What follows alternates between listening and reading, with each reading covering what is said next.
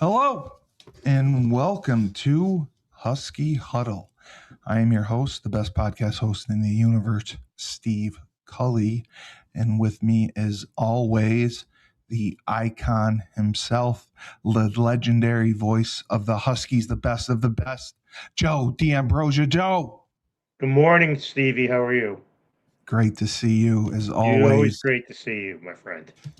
Yes, yes. And a lot happening in the Yukon world.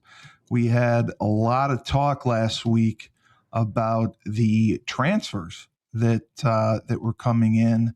There were several articles. We made some mainstream news for this. For the like we talked about 64 new players, Yeah, and yeah. we've been offering kids for the class of 28 and 29.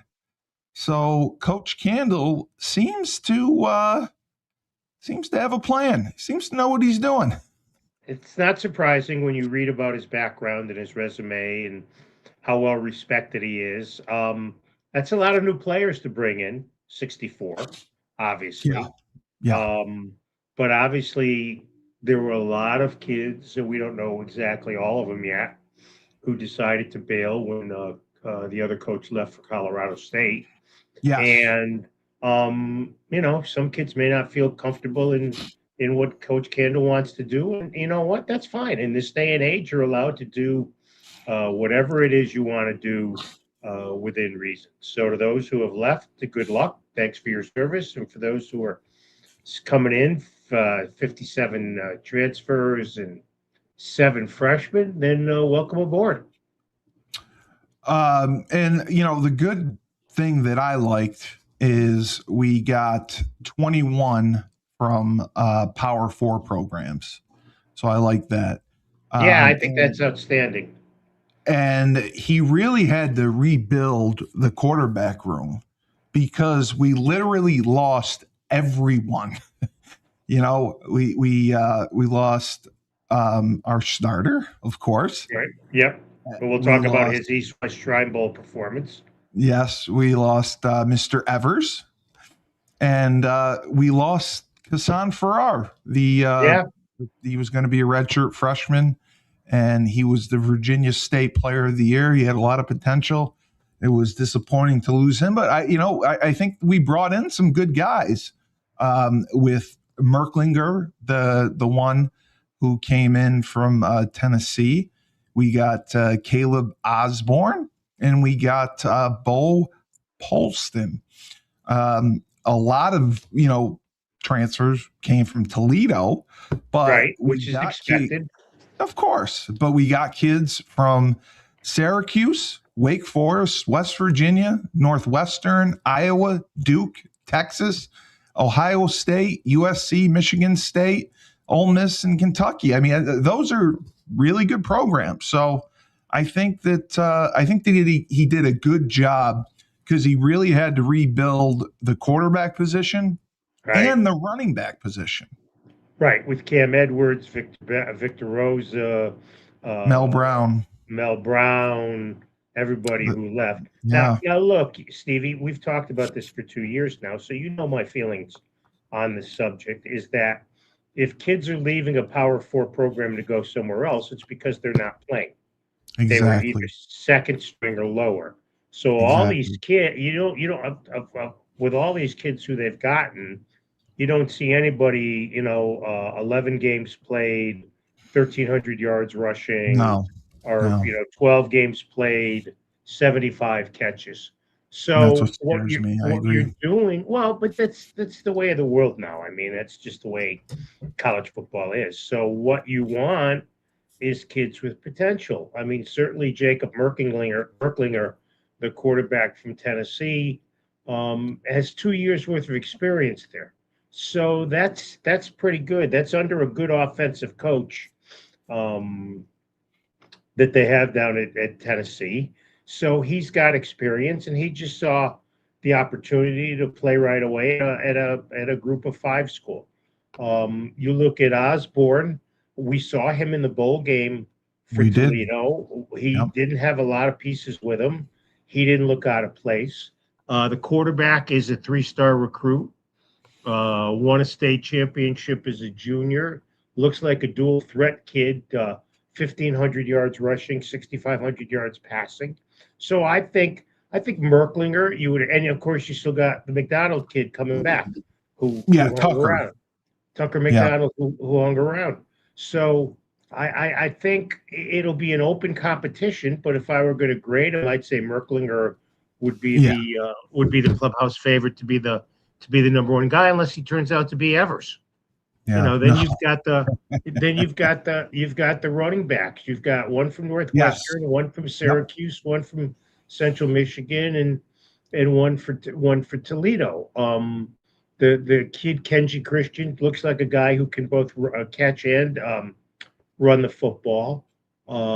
Trey Cornis from Central Michigan played all 13 games for them, so that's a pretty good He sign. did. 470 Jaden, yards. yeah, Jaden Hart for Syracuse got in 10 games, only got the ball 15 times, but that was a pretty dysfunctional offense. So I wouldn't Very. read much by nothing. And the kid from Northwestern had a 79-yard touchdown run against Oregon. That's all I need to know Yeah. on him. Yeah. That's the only thing I need to know on that kid. So at least as far as the backfield is concerned, he's bringing in kids with potential. I mean, that's all you can ask for. I mean, he brought in 10 wide receivers. Oh, I know. I was looking at the group. It's amazing. And that's not counting that you've got a couple of those guys who are coming back. Yep. Shamar Porter's coming back. Yep. Absolutely. Right. So that's another totally rebuilt. Yeah, everything. And, he also brought in 9 new offensive linemen, including 4 from Toledo. And then the other 3 were from Power 4 programs. Right. And plus you bring the kid from Notre Dame back. Yeah, Tai Chan. Yep. Right. And I think there's one other coming back. So your picture, by the way, is frozen on my computer. Oh, okay. I apologize. No, that's all right. No. It was a good pose, at least. You weren't sucking your thumb or doing anything like that. Now you're back to live. Okay. So look, again, this is great. And I think people like the way that Coach Candle has operated so far. He seems to have put together a really good staff. But we won't know anything till they take the field for the first time. No, we won't have a clue until that happens. I wanted to get your thoughts on the 2 situations. The Duke situation with Menza. He transfers at the 11th hour. They both sue each other.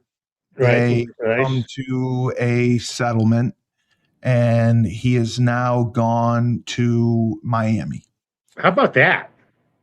Well, it blows my mind because it just scares me. And I talked to Burton about this. I told Burton, I said, after 3 games this year, whoever you're paying, I want you to stop paying them. I want to see what happens if you just stop paying them, because the kids can just commit, sign their agreements, and then leave. No repercussions. And I know they came to some sort of agreement, and I'm sure it was financial. He didn't have a buyout or anything, but the contract, the paper that the contract's written on, the revenue sharing agreement, it doesn't seem to be worth anything. That's what bothers me. It's not. I'm also not a big fan of letting kids transfer inside the conference. Going from one ACC school to another. Yeah. I don't even know if they play next year. It would be interesting if they do. I'll have to look that up.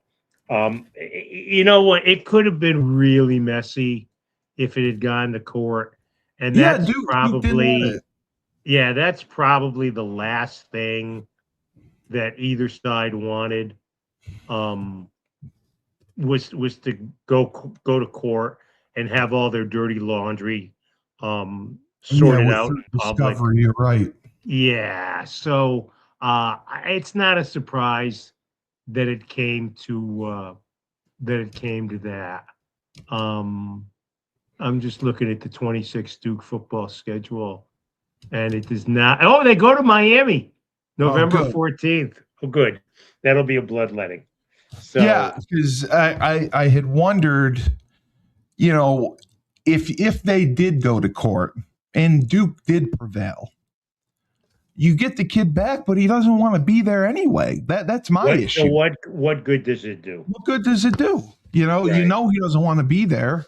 So it's like, damned if you do, damned if you don't. But either you have to make the contracts stricter with more of a buyout, or a deeper buyout like the coaches have. Like Brian Kelly had a $50 million buyout. I just don't know how you hold the kids accountable, and that's my biggest issue. Well, until there's a commissioner of college football, Yeah. or a czar of college football, not the president of the NCAA, because that's not his job. But until you've got that person running the game, it's going to be the Wild West show, and it's bad for the sport. So you think there should be, because they tried to enact this, they wanted to have a committee to monitor the transfer portal, to monitor all NIL deals, everything reported, everything in a database. So there was like market value for each player. And I think you need one person in charge of it, and then Right. they can have like in government, they can have a cabinet. They can have one person in charge of the portal. They can have one person in charge of NIL. They can have one person in charge of I don't know what. But you see what I'm Yeah. saying? I think you can do that, and it would be a much more effective system than what we have now. Because what we Yeah. have now is the Wild West show. It's just it blows my mind. And then I was going to ask you about the Clemson situation. They get a transfer in from Cal, a linebacker. He gets an apartment, car, going to class, training with the team. While he's in class, he's constantly getting text messages from Ole Miss, from their general manager, from the head coach, from Golding.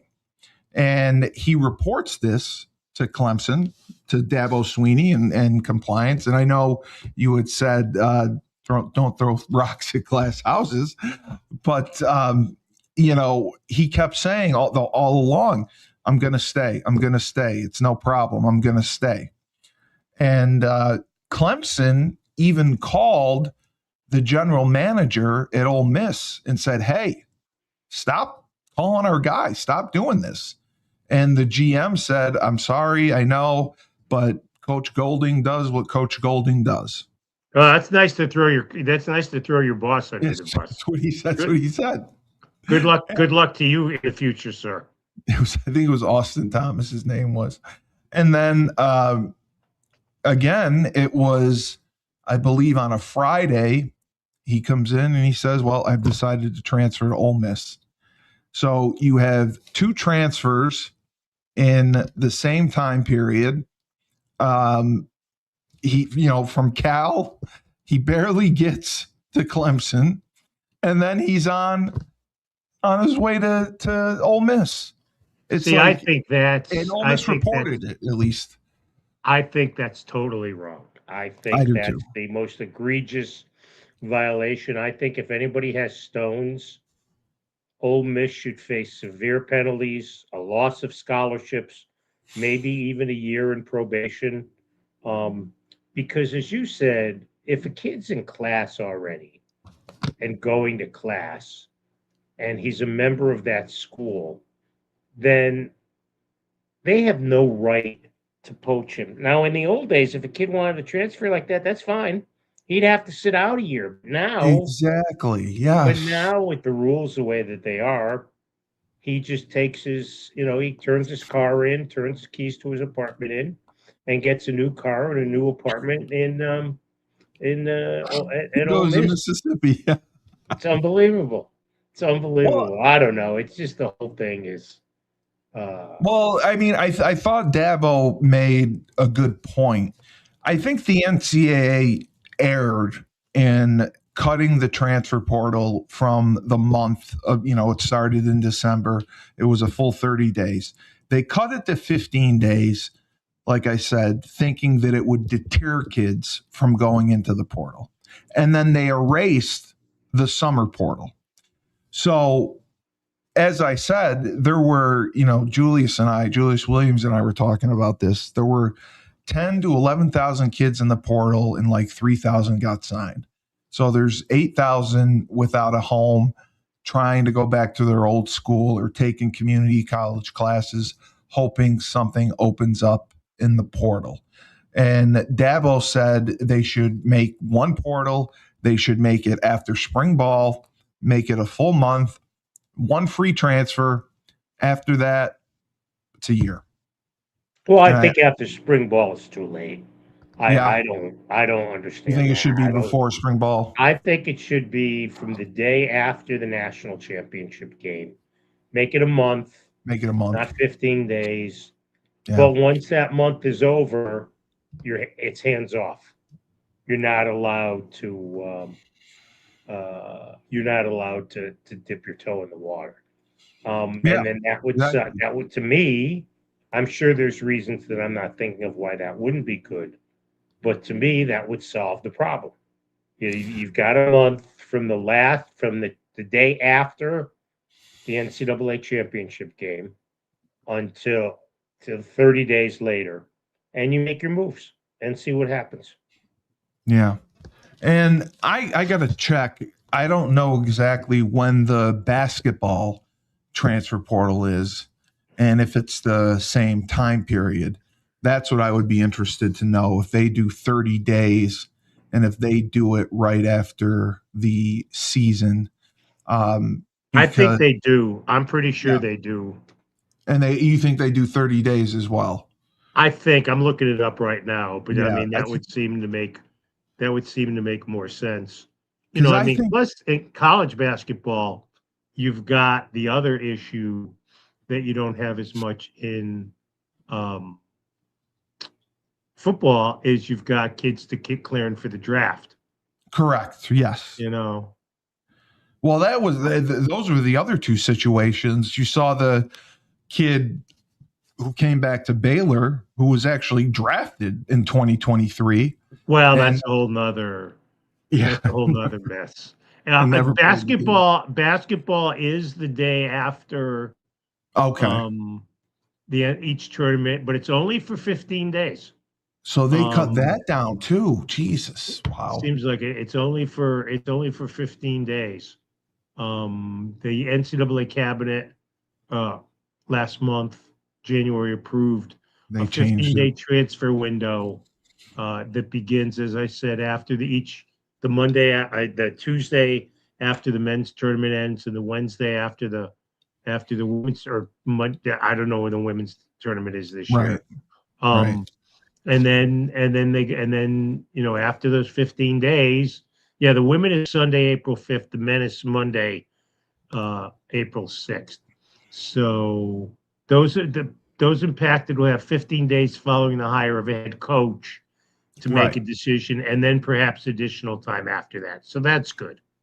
So But I that mean, do you think the 15 days, like the NCAA thought it would keep people from going into the portal? I think it no, may I don't. I don't have think it more will. of a I don't think yeah. they think it will. If they do it, they're silly. I don't see where that's going Yeah, to be. I think it gave kids more of a sense of urgency that, oh, I got to get in the portal and Yeah. get done because I don't have as much time. Yep. And if you do it the way the NCAA wants you to do it by starting on January 2nd, you're already behind the eight ball. Most of the Yeah. kids already have third parties negotiating for them for visits, for offers, for NIL money, all that stuff. So when January 2nd comes around, they have stuff in place. The kids that don't and just jump in blindly, they're the ones that suffer. So Well, that's why. and it's also. I'm sorry. Go ahead, Stevie. Finish up. No, I just that's why I feel bad. That's what. Well, and it's also it's also hard on the coaches because you don't know which of your current players are looking to get out of Dodge. Let's say you have 4 kids who are going to leave. Well, then you got to go get 4 kids to, you got to get 4 kids to come in, right? I mean, 4 or 5 Exactly. kids to come in. So I don't know. I think the whole thing is, um, I think It's the just whole thing crazy. kind of is kind of legalized insanity. It Um, really is. I mean, you have more turnover in college football now than you do with most NFL teams. That's what I can't get over. That's what blows my mind the most. Um, I wanted to get your thoughts quickly because you and I are both Giants fans. Did we yes, did we finally get it right with John Harbaugh? grand slam, Grand slam. I totally grand agree. slam, grand Yeah. slam, because he's a culture changing coach. He's just not a head coach hire like all these other coaches, like Salah in Tennessee or McCarthy in Pittsburgh. Or Pittsburgh. Yeah. he's a guy who's going to change everything. I mean, he's already started to change some things. Um, they had Yeah. already started to make some improvements on the facilities and stuff. So yeah, I think I mean, I hope they get Davis Webb as their offensive coordinator. Um, I like the other choices that he's made. I think guys are going to be held accountable now. There's talent there. There Yeah, is coming back. Yeah. the thing to remember is he hasn't won a Super Bowl in 15 years. No. So, and he never got to a Super Bowl with Lamar Jackson. Now, is that as much on Lamar Jackson as him? Well, Probably. they had allegedly a toxic relationship. Especially at the end, because I don't think Jackson, from what I read, and that's all I'm going on, had much use for Todd Monken, um, Yes, the offensive coordinator. Yeah. who is now the head coach in Yeah. Cleveland. So good luck with Shedeur Sanders. You have a good. Let us know how that turns out. Can you think of more of a dysfunctional organization than the Cleveland Browns? No, not really. I Not mean, really. I mean that they've been, mistake by the lake doesn't just refer to the city; it refers to the football team. they could have drafted a quarterback in the first round. They wait until the third round and draft Gabriel. The fifth round, they take Sanders. Neither one of them really proved anything. And How they about missed Shedeur Sanders going to the Pro Bowl? Is that that made pure? me want Is to that pure? vomit. Well, is that pure proof that the Pro Bowl in its current form should just be nuked and Yeah. set in the never land? Sean Mulcahy and I went through the quarterback ratings. Shador Sanders was ranked like 25th. Right. So it's like that many people had to say no. And I think he's got to be the first Pro Bowler in history to have more interceptions than touchdown passes. I would say you're. I would say Like, without even having to look it up, I would say you're right. because we looked at it and it was like Aaron Rodgers, like he wasn't going to go. Drake May couldn't go. Like all these people couldn't go. It's like this is how far they had to go down the list to get a I guess. quarterback to play in a flag football game. I guess. That's just wow. So we also have the big game this week, the Super Bowl. Well, The before we go to Yeah. that, brother, let's look back at the East-West game, which was Oh, played okay. last Yes, week it in was Frisco, Texas. last Of Tuesday. of all the things I read about the game, how did Skylar Bell not catch a pass? Um, um, Skylar Bell was, as far as I know, he was very well taken care of at Yukon with Gordy and his game planning. He did a good job moving him around, giving him good matchups. In the East-West Shrine game, he's playing against much better talent. The game plan wasn't centered around him. They had just basic stuff. And he's expected to win his one-on-one matchups. And it showed that he is unable to do that. He's limited in capacity. It just showed that we accentuated his positives, we hid his negatives. But That's a that good to way to me, put it. yeah, I mean, because I watched, I watched most of our games a few times, and we did some things like we would put him in the backfield and have him run a route from there, and he would be covered by a linebacker and beat a linebacker and score a touchdown. We'd put him in the slot. We'd put him in the slot and then put him in motion. We'd put him wide. So you never knew where he was going to line up. And I think that made matchup problems. And, the game, like Gordy said, he had a whole sheet of plays just for Skylar Bell. Right. And I think, and we saw, if you called this, the wide receiver screens that we threw to him. And he would catch the ball and he would be good in space.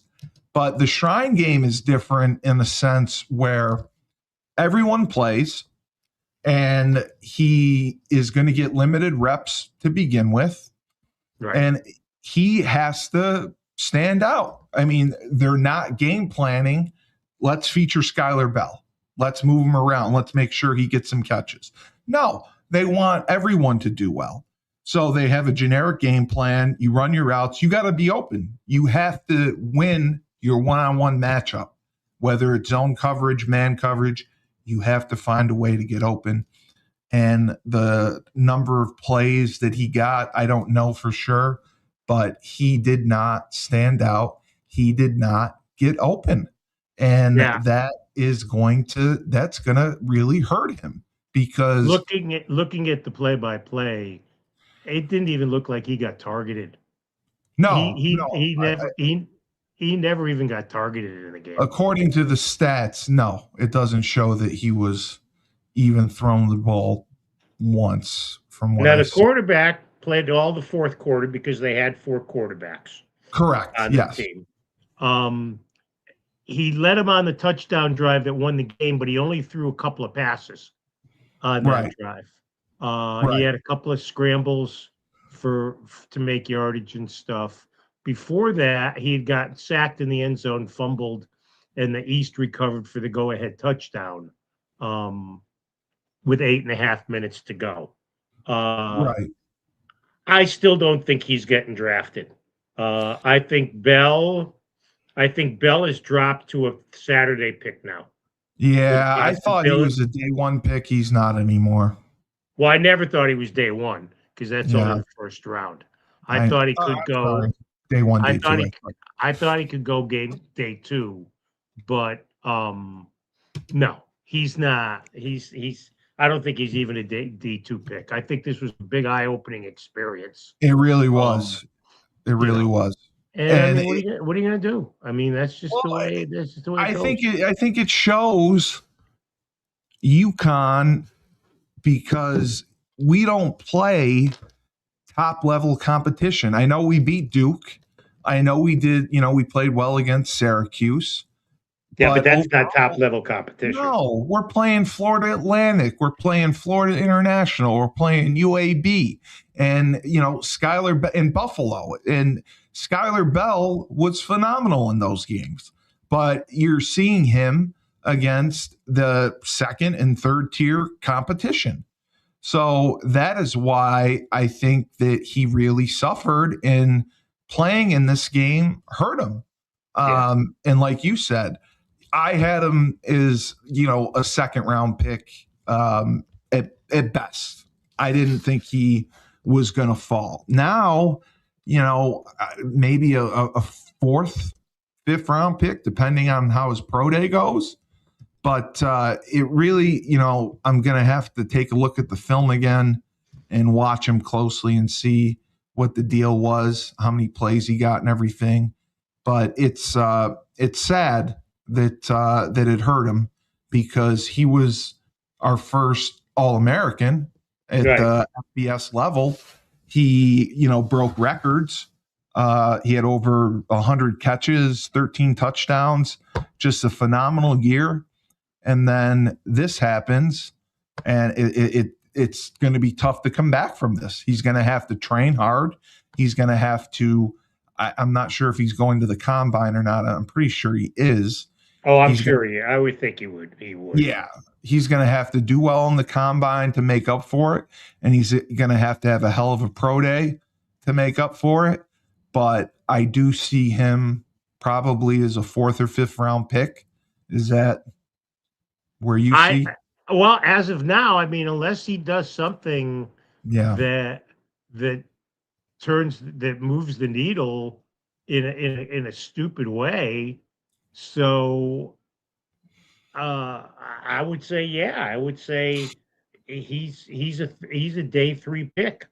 You know, yeah. there had been some people who were stupid enough to think he was going in round 1. Well, I've never. I was Well, not of, you.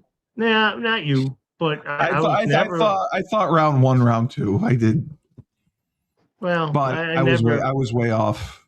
I never thought round 1. I never thought um round 1. I mean, he's probably No. not even a top 100 prospect now.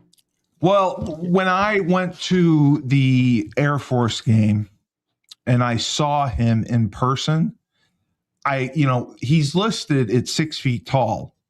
He is probably 5'9", 5'10". He looked so small. And that's what stood out to me the most.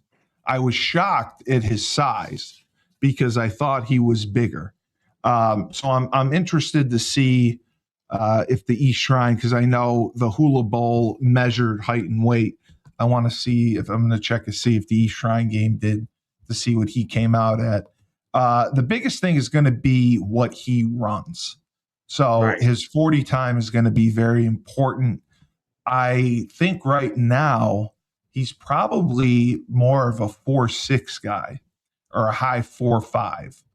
He is going to have to get that down, to go in the 3rd round, to go any higher than that. He's going to have to run a low 4.5 or a high 4.4, I think, for him to move up. And he's got a lot of work to do.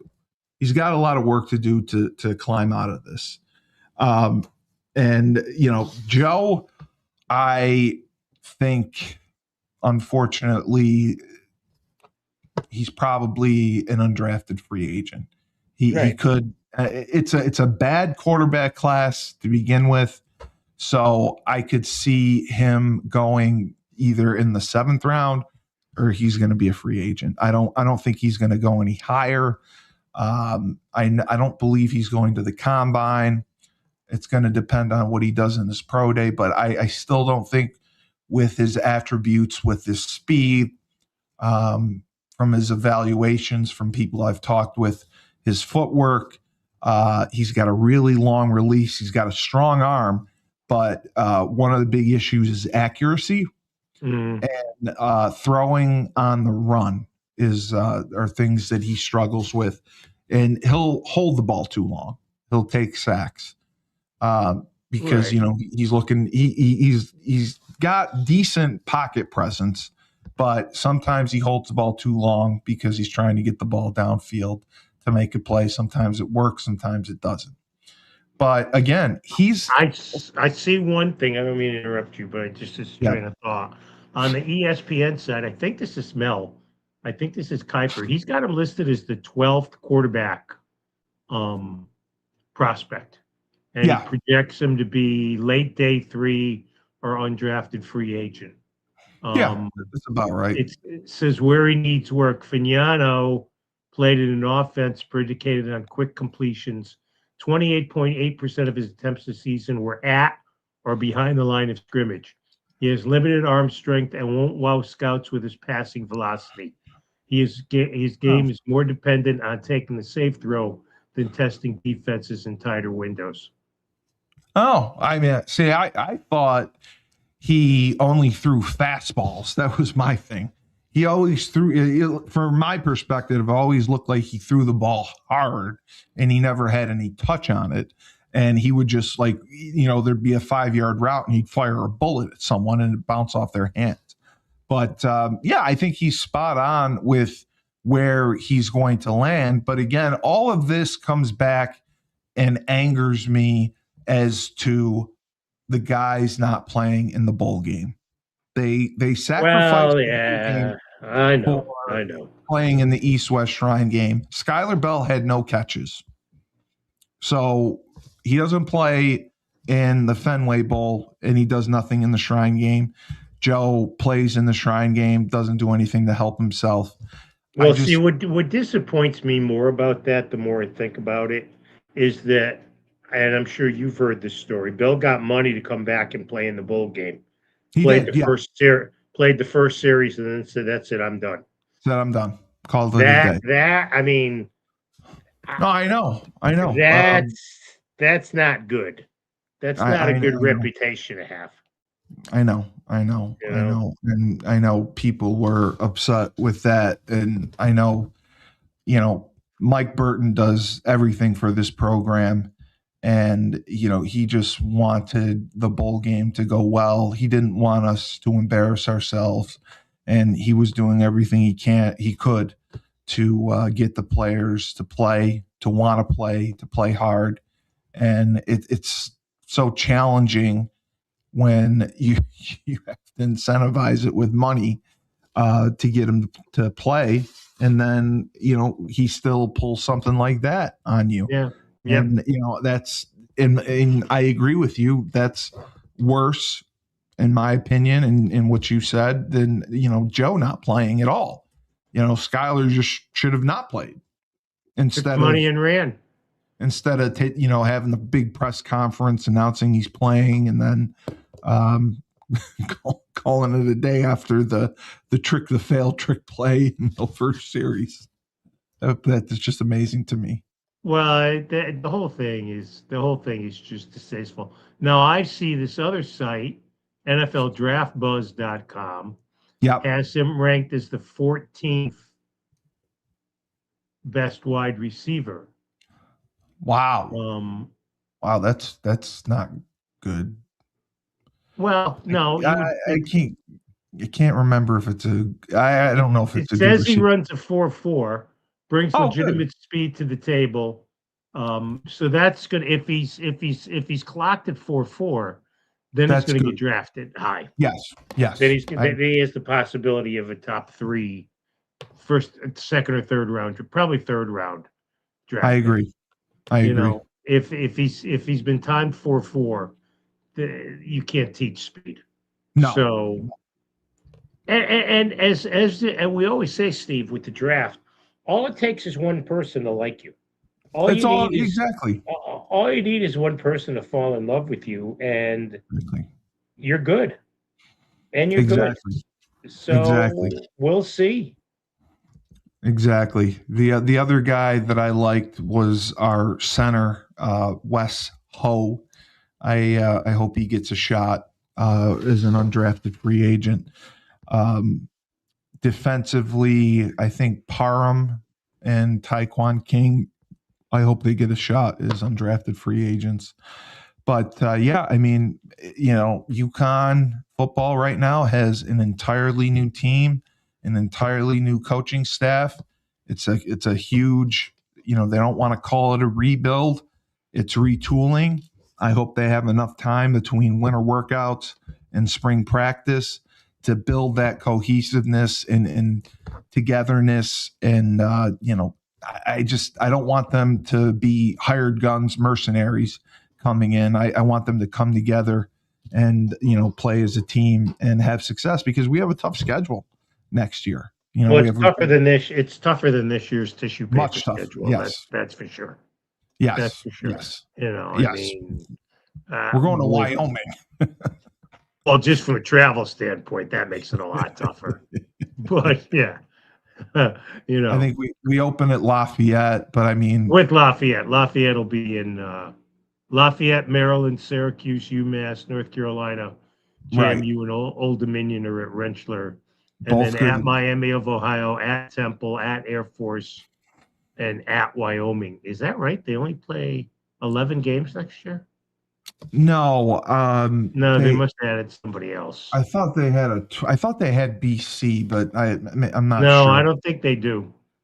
Maybe they've got. Okay. No, this says 11 games on the Oh, maybe That'd be they do have 11 games. 3, 6, 9, I 10, know Duke 11. pulled out, and that's why they added North Carolina. Well, So no, I think North Carolina was signed before. I think Duke. they were okay. I don't think Duke pulling out. uh, Okay. I think that's why they've only got 11 games listed. Well, You know, hopefully they're able to find someone to add somebody else to get their 12th game in. well, you'd Um, like that. You want to see 12. You want if you can get. It probably would have to be a road game. I can't see yes. him playing 8 home games and 4 road No. games. I think it'd be No. more likely 7 and 5. But Oh, so they have 7 homes scheduled already. Oh, okay. yeah, Yeah. So they have to get another road game. I'm sure they'll find someone. I hope St. Benedict will do that for us. So thoughts on the Super Bowl? We got well, Seattle. I'll give my pick on our show with Conlon on Wednesday. Yes. Um, I think it's a potentially, I think it's a You. potentially close game. Oh, good. Okay. Yeah, I think it's a potentially close game. I don't, I don't foresee, um, unless there's an injury to a quarterback, one team blowing out the other team.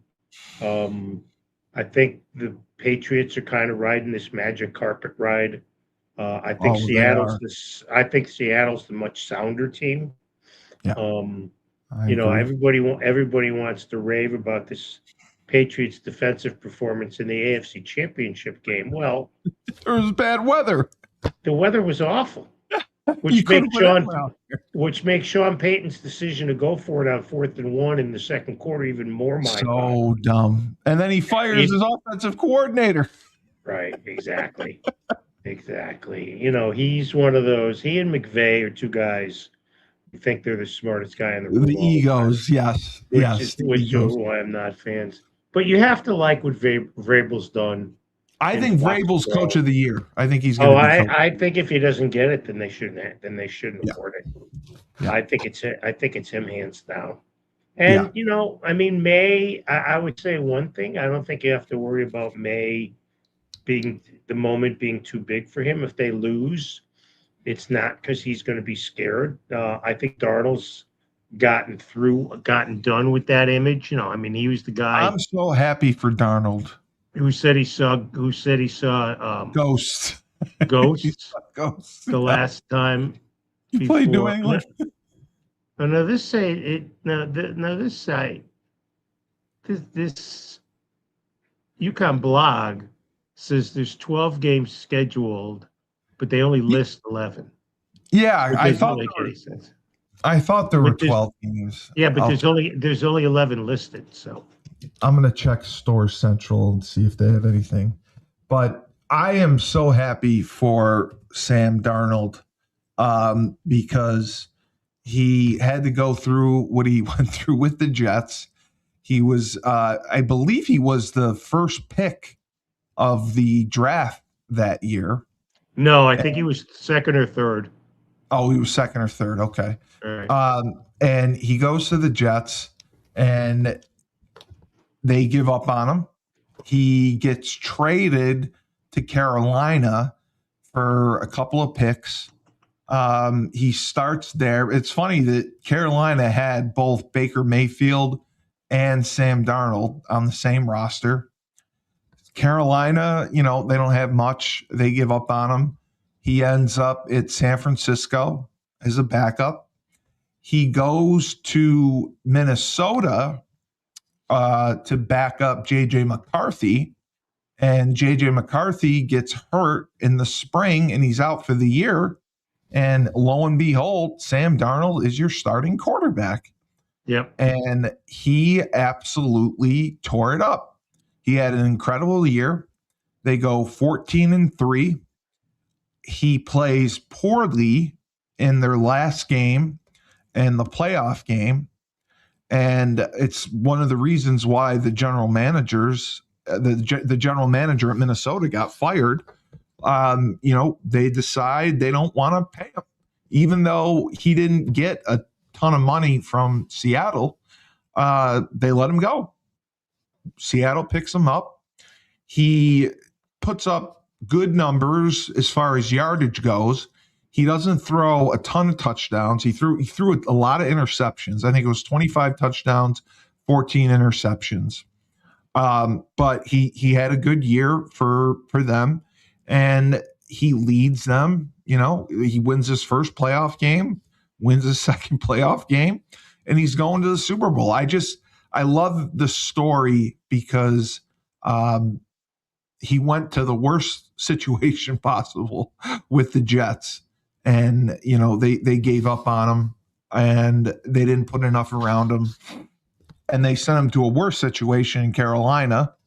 He goes there, he starts a few games, and then gets benched, sits at San Francisco, and then tears it up at Minnesota. He becomes one of the top free agents. Minnesota looks horrible for not signing him.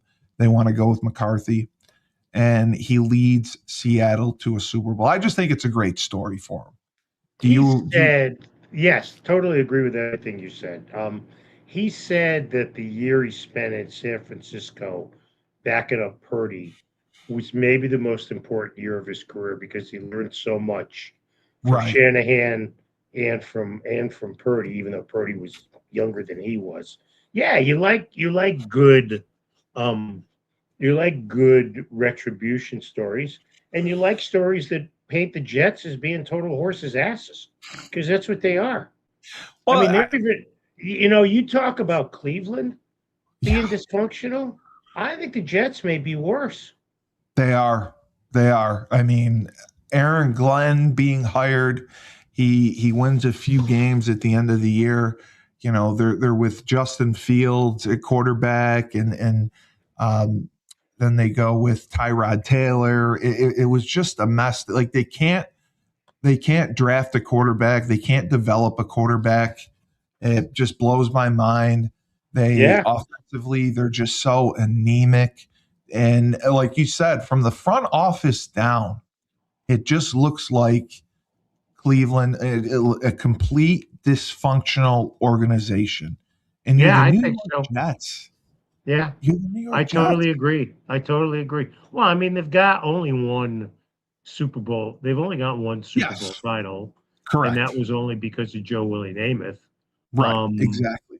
And their last playoff appearance was 15 years ago.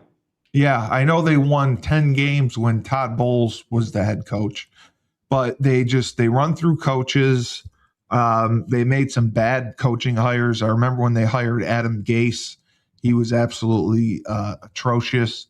I thought Robert Saleh was going to be good.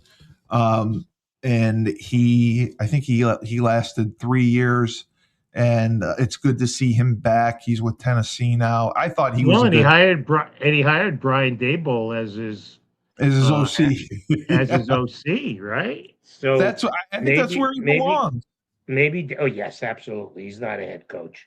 Maybe Daboll will get it to work with Cam Ward, where Brian Callahan couldn't. Callahan's one of the names that they're dropping for Jets offensive or for Giants offensive coordinator. No, I don't think so. No. If we can get if we can get Davis Webb, I think that is the guy. Or Cliff Kingsbury. Cliff Kingsbury would be good. Yes. Yes. He's at Washington, I believe. Well, he got fired. Oh, he did get fired. I did not know that. Yeah, Dan Quinn dumped both coordinators. Oh, wow. Okay. Yep. Yeah, I would be happy with Cliff Kingsbury. Yeah.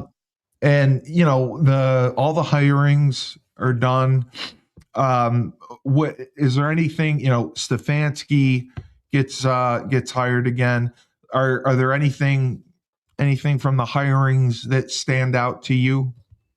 Other than Harbaugh, no. McCarthy seems to be a polarizing figure in Pittsburgh. That blew my mind. They don't know people. I don't think people in Pittsburgh, which may be as good an NFL city as there is, along with Green Bay. I don't think they know what to make of this. We don't know if that means Rodgers is coming back, is not coming back. We don't know if McCarthy wants him or not. It's weird. I mean, never before have we had 10 um, Yeah, availabilities? like You that. know, Yeah, I think Mike LaFleur in Arizona that blew is my not mind. great. Joe Brady with the Bills. I mean, I know Allen likes him, but that's not Then why do you that. fire McDermott? That was my thing. The old BC coach Jeff Halfley with the Dolphins. Yeah, No NFL head coaching experience. I like the Salah hire with I do too. Tennessee. I like the Monken hire with Cleveland. Um, I think Clint Kubiak is the best quarterback, best young offensive mind in the game. Uh, McCarthy Minter's a home run for Yep. Baltimore. Stefanski's a home run. Harbaugh's a home run. Um, I think the one that stands out to me is uh, of the top four is McCarthy, Yeah. and So he's was been me. out of it for a year or two, right? Yes. Yes. So, um, I don't know why he was so attractive, and so because Pittsburgh typically hires a young coach. right, and he They've stays there always gone young. forever. Yeah, They've had three coaches in 40 something in their years. entire franchise history. Yeah. Between Noel, well, not their history, but they've got Noel and Cower and Coach Tomlin. Yeah. McCarthy's not going to be there for 15 years. No. No, and I think Tomlin and McDermott will take the year off, and then they'll get hired again because I I've think they're read both some things about McDermott. He may not be as an really, attractive a candidate. He was kind of tough. huh? He was kind of gruff and rough around the edges. With his Uh, staff or players? with Is that what? players and Yeah. yeah. So that may be more than a 1 year reclamation project. Were you? Just last question. Were you surprised that the Vikings fired their general manager? It seems It like was there was late. stuff behind the scenes as far as him Yeah. taking paternity leave and stuff. So Yes. Yes. It you was. know, Yes. The paternity leave. I mean, who knows how these teams operate? I I mean, did see that the 2 weeks of you know, paternity leave. the Vikings are another team that's not that hasn't exactly been covered in glory. They No, went to four Super Bowls and lost them all, the and '70s, correct? right, and they haven't been back. They haven't been back, I don't think, No, since. no. Last year was their best chance. They were 14-3. They had a bye, Right. and Darnold played horrible, and they Was lost. awful in that. And Awful in that's that. what. Yeah, exactly. And And that got his way out of Dodge. that's Although what I'm got not him up. sure. I'm not sure JJ McCarthy is the. Well, that's what I was going to ask you. Do you think if there's a quarterback that they like in the first round that they would take another quarterback? Because they only have No, a small sample size. no, I don't think so. Yeah, McCarthy's thing is he gets hurt too often, but I think I they'll bring in don't. a veteran. I think they're gonna. I think they're gonna bring him back and give him another Yeah, shot. I yeah. don't think it makes much sense to to Draft throw another. throw bad money after bad money. So Yeah, yeah. And then they'll just bring in a veteran to compete with them. yeah, exactly. All right, All Joe. right, all right, Well, Stevie. great for the analysis on our Huskies. And we will go over our Super Bowl picks with Maria and Dave on Wednesday. Yeah. And for Joe D, the legendary icon voice of the Huskies, the best of the best. I'm Steve Cully, the best podcast host in the universe. Remember, life gives you lemons. Don't make lemonade. Take 2 oranges. Throw them right back.